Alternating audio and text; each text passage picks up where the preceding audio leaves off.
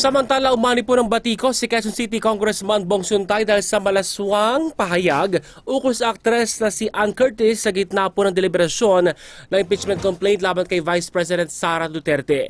Nagugat ang issue sa pagdepensa po ni Suntay sa ikalawang Pangulo mula sa akusasyon ng sedisyon. Anya hindi pwedeng parusahan si Duterte sa kanyang pahayag na maging designated survivor dahil hindi anya pwedeng parusahan ang mga tao dahil lang sa kanilang mga nasa isip.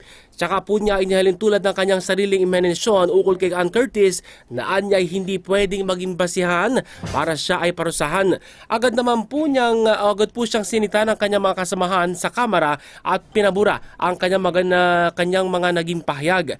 Habang hinikayat po ni Quezon City Mayor Joy Belmonte si Suntay na maghain o magbigay ng public apology kay Ann Curtis dahil sa malaswang pahayag nito.